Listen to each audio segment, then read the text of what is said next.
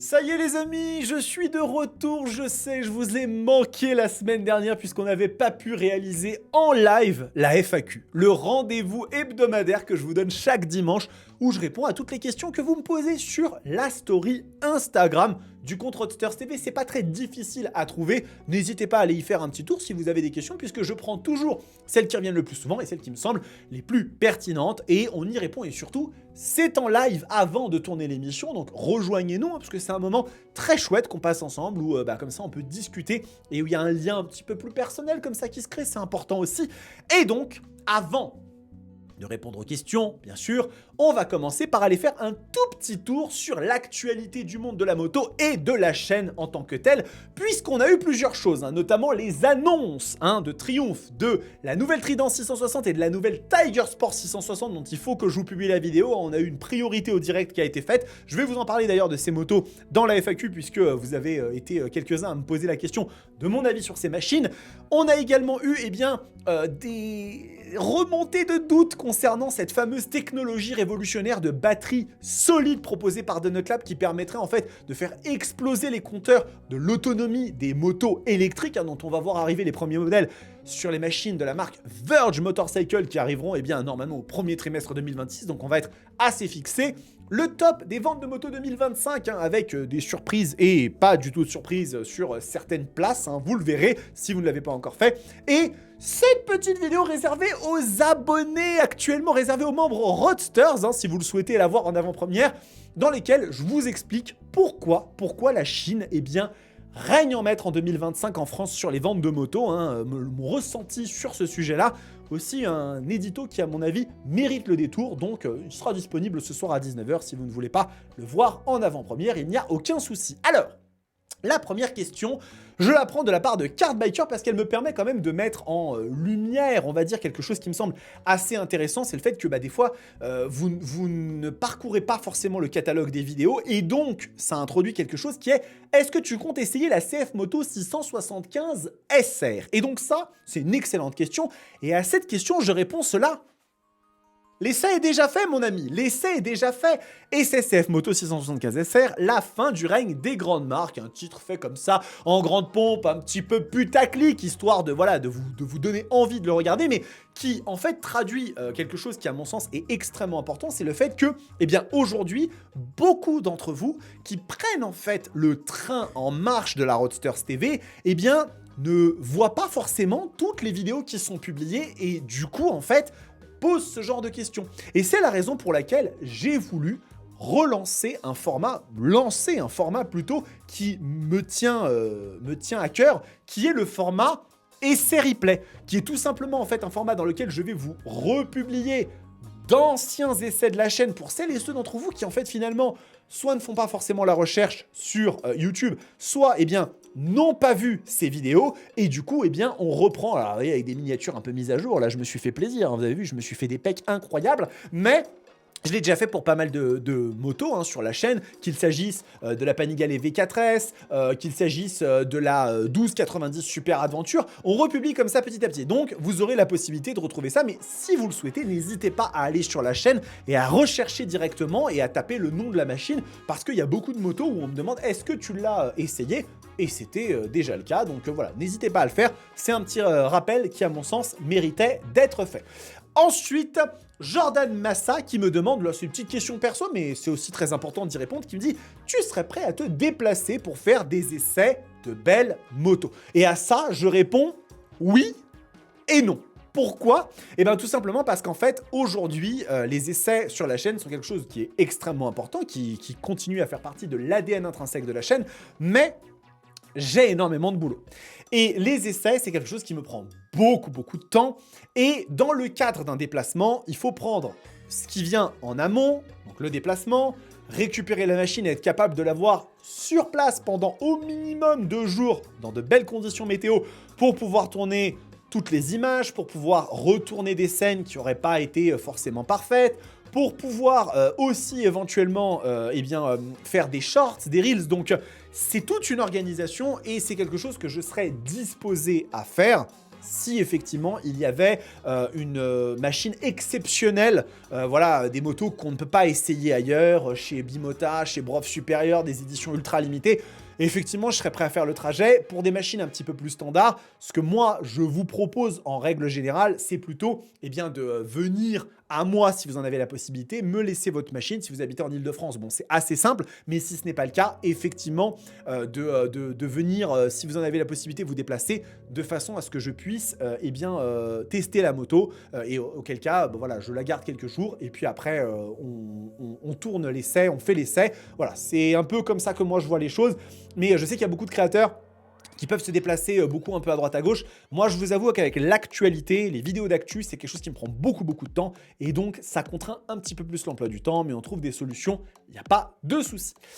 Ensuite, la question de Franck, DRCH, qui me dit « Hello, j'espère que tu vas bien, ça va fantastiquement bien. As-tu des recommandations de sportives en sortant du A2 ?» Alors ça, c'est très intéressant puisque quand vous sortez du permis A2, vous vous retrouvez finalement avec un monde de machines disponibles. Vous n'avez plus de limite, vous pouvez prendre ce que vous voulez, à la hauteur de votre portefeuille bien évidemment.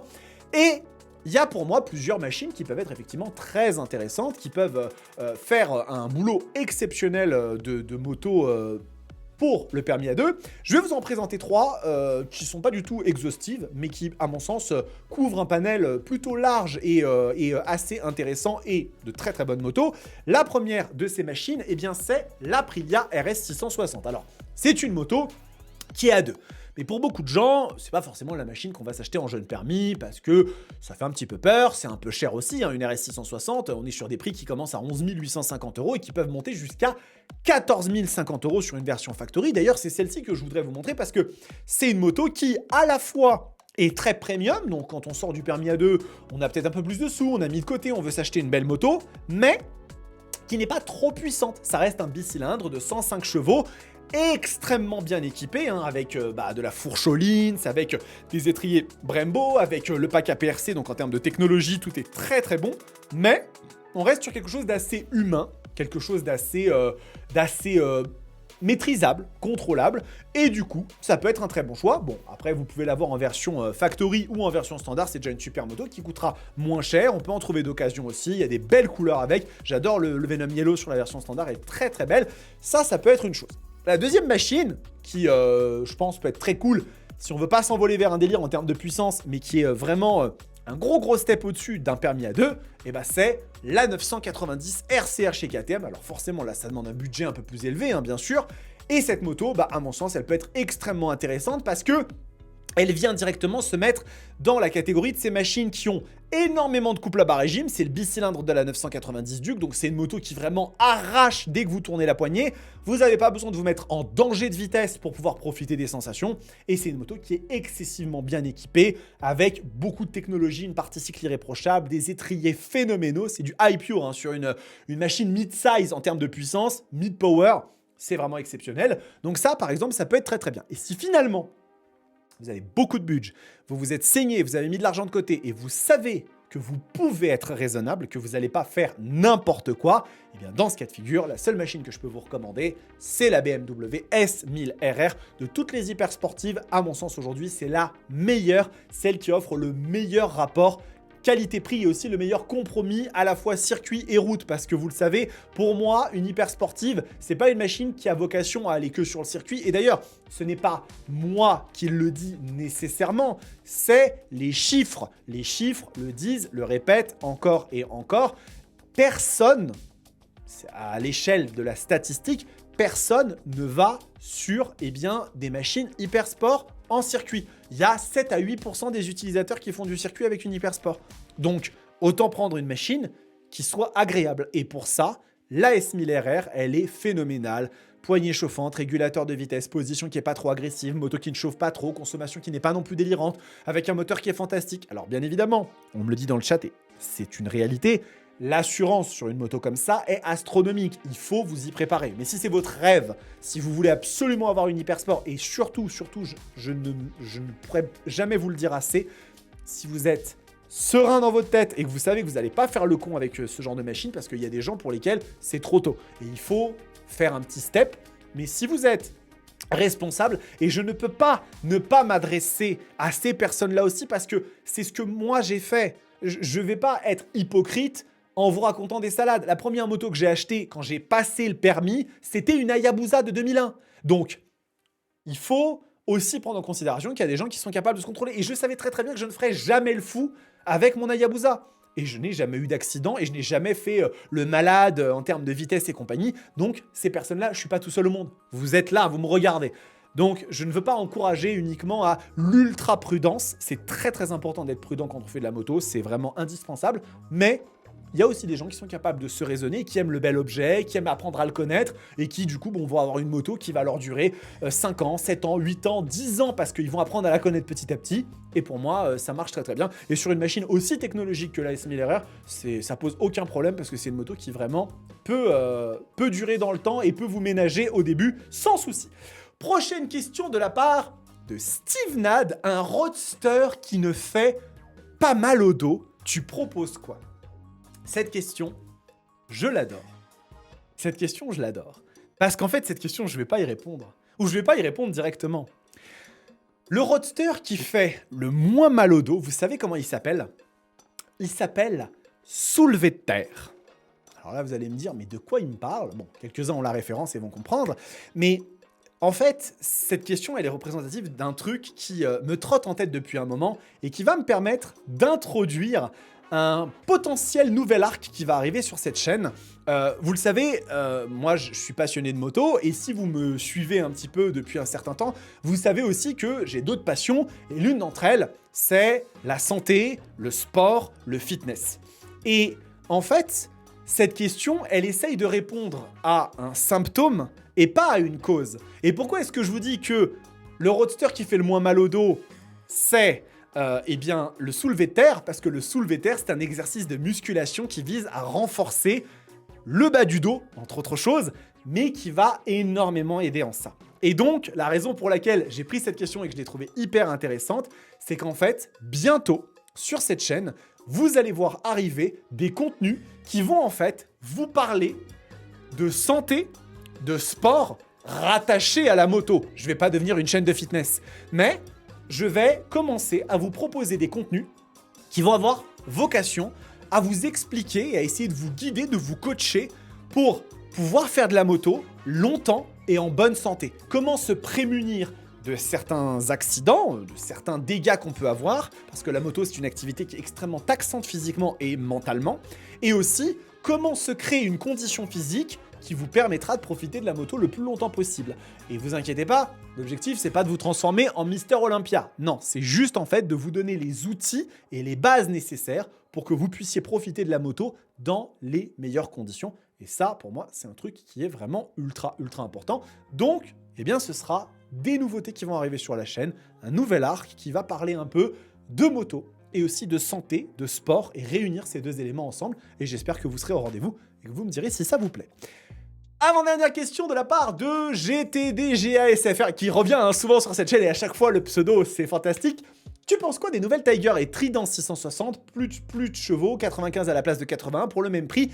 Et il y a une autre question, et donc j'en profite, je vais répondre bien évidemment à cette question qui m'a été posée, mais je réponds aussi à une autre question dans le même temps que je vais vous afficher, et comme ça permet d'avoir les deux questions, de la part de Antoine CPN qui nous dit « Hello, si pas de match de la ST675 ou de la Daito, donc Street Triple, ou de la Daito dans les annonces de triomphe, campagne loupée. » Et ça, pour moi, c'est ultra intéressant parce que je vais donner effectivement mon avis sur cette nouvelle Trident 660, qui est une mise à jour intéressante et vraiment chouette de la Trident, parce qu'on a un positionnement tarifaire qui est quand même assez cool. On est sur une machine qui, à 8 695 €, vous promet un moteur plus performant, de la technologie, avec pas mal de petites choses. Et d'un autre côté, on a cette fameuse campagne 2026 Unleashed avec Triumph qui nous annonce la plus grande campagne jamais vue sur sa marque et de facto dans l'histoire de la moto en termes de mise à jour de machines ou de nouveaux modèles. Et aujourd'hui, dans l'état des choses, on n'a pas vraiment grand-chose à se mettre sous la dent. Il faut être honnête. On a eu ces modèles TXP, vous me confirmerez dans les commentaires, mais qui me semblent être des nouvelles machines, d'accord ? Mais qui je m'excuse, vise vraiment un public assez réduit. Et ensuite, c'est des mises à jour de la Scrambler, de la Bonneville, de la Trident. On a des éditions spéciales de la Street Triple, très sympa, avec la Moto 2 et la 765 RX, mais ce sont des machines qu'on a déjà vues sous une forme ou une autre. Nouvelle Tiger Sport, 800 tours, c'est la Tiger équipée.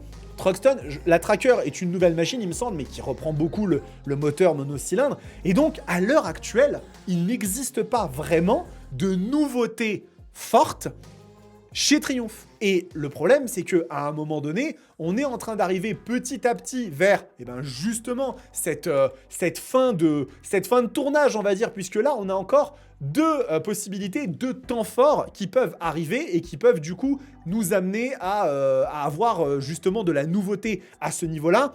L'un d'entre eux, l'un de ces temps forts, c'est directement... Dans quelques temps, le 27 janvier, on va avoir une nouvelle annonce qui va être faite, qui, à mon sens, ne va pas nous apporter grand-chose, puisque ça va être True Original Set the Pace. Donc, c'est cette annonce-là où True Original, c'est les classiques, en fait, donnent le rythme. Ça, à mon avis, on va entendre parler de la Bobber, de la Thruxton, de la Bonneville, ces machines néo-rétro qui font un petit peu le sel et l'âme de Triumph. Mais encore une fois, c'est pas des annonces qui vont casser la baraque, ou à mon sens, ça va plaire à un certain public, mais pas au grand public. Et la dernière chose qu'on va voir, c'est The Finale, donc la finale, le 3 mars 2026. Et alors là, vous savez, ce qu'on dit souvent dans une communication marketing réussie, faut réussir son entrée, faut réussir sa sortie. On peut avoir un ventre mou au milieu, mais c'est idéal de commencer fort et de finir sur un feu d'artifice. Est-ce que Triumph ont commencé fort avec la TXP? Je ne saurais pas le dire. Je n'en prendrai pas la responsabilité de le dire. Je pense que c'était pas forcément l'annonce la plus incroyable qu'on ait eue, mais voilà. Mais par contre, il faut pas qu'ils ratent leur sortie. Et si, effectivement, on n'a pas une annonce qui soit au moins à la hauteur d'une nouvelle Daytona, la Daytona 800, ou d'une nouvelle Rocket 3, mais même là, ce serait pas, je pense, aussi puissant. Ce sera pas exclu de dire que la communication de Triumph là-dessus a été un peu faiblarde et que leur Triumph Unleashed 2026, c'était un peu un pétard mouillé. Parce que vraiment, pour le coup, on peut pas dire autre chose. Surtout quand la marque prétend faire des bénéfices constants depuis plus de 5 ans, être 5e au classement des constructeurs en France en 2025, ce qui est quand même très très bon. Et ne pas profiter de cette vague incroyable en ce moment des sportives mid-power pour se redonner déjà une belle image au niveau de la sportivité, mais aussi profiter des Panigale V2, des 990 RCR, Yamaha R9, QJ Motor SRK 921. Ce sont des motos qui sont vraiment en train de recréer un univers, sans parler bien évidemment ZX6R, de la CBR 600RR, qui sont aussi des motos qui sont là présentes. Écoutez, vous me direz ce que vous en pensez dans les commentaires, mais je pense vraiment que si ça passe pas et qu'ils font pas une grosse annonce, on pourra légitimement se dire que leur campagne aura été un petit peu tiédasse. Dernière question de la part de GabGab9158 qui nous dit: as-tu entendu parler des problèmes de Honda, huile moteur Hornet 1000 et 600, donc Hornet 1000 et CBR 600RR? Et en effet, il y a actuellement une campagne sur ces machines, sur la CBR 600RR et sur la CB1000 Hornet. Et il est vrai que on entend un peu tout et son contraire. Moi, je me suis déplacé en concession, je suis allé chez Moto91 pour leur tirer un peu les verres du nez et savoir vraiment de quoi il en revenait. Et il y a en ce moment deux soucis a priori. Il y a un souci sur une vis de sélecteur, apparemment sur le sélecteur de vitesse, une vis qui poserait un peu de souci et qu'il faut prendre en charge. Mais il y a aussi un problème de consommation d'huile sur les CBR 600RR. Et alors, ce problème-là, il serait lié en fait à la segmentation du moteur. Et il y a deux fournisseurs, a priori, qui seraient là pour fournir à Honda ces composants. Et en fait, il y en a un des deux qui pose problème. Est-ce que ce souci va potentiellement amener des conséquences un petit peu graves? Moi, ce que j'ai entendu dire, c'est que il semblerait que les 1000 Hornet pourraient être arrêtés en production pendant un certain temps pour corriger ce souci et du coup retarder un peu l'expédition des commandes. Est-ce que c'est dangereux de rouler avec ces motos à l'heure actuelle? Moi, ce que je vous dirais, c'est qu'en règle générale, quand on a une campagne de rappel, on essaye le plus rapidement possible d'emmener la machine. Par exemple, moi, les machines sur lesquelles j'ai eu des campagnes de rappel, j'en ai eu sur une Superduke 1290, sur tous les Vikings que j'ai possédés, les 7 Vikings que j'ai possédés, à chaque fois, j'ai dû aller en concession pour une campagne de rappel concernant le régulateur de tension. Je n'ai jamais eu d'accident avec les machines. Mais ça fait partie du devoir d'un propriétaire de moto consciencieux, et pour continuer aussi à avoir la bonne image qu'on a de bons élèves à ce niveau-là, que quand il y a un problème, on emmène les machines, on ne continue pas à rouler avec. Est-ce que c'est gravissime? J'en doute, mais de toute façon, il faut anticiper les choses et s'en occuper. Honda, en plus, c'est un constructeur qui a un réseau phénoménal.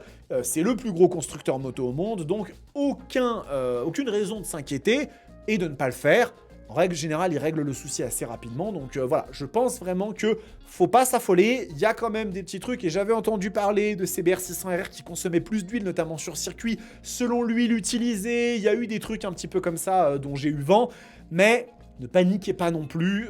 À mon sens, il faut juste faire les choses en temps et en heure. Et ça ira très très bien. Pour celles et ceux qui ont commandé des CB1000 Hornet et qui vont être un petit peu retardés, un peu de patience. Si vraiment c'est trop compliqué, bon, cette figure peut-être annuler votre commande et partir sur une autre machine. Mais la prudence avant tout me semble être le plus important. Voilà les amis, cette FAQ est terminée. N'hésitez pas à me donner vos impressions dans les commentaires et savoir un petit peu ce que vous en avez pensé. Abonnez-vous à la chaîne si vous appréciez le contenu et que ce n'est pas encore fait, parce que c'est objectivement parlant le meilleur soutien que vous puissiez m'apporter.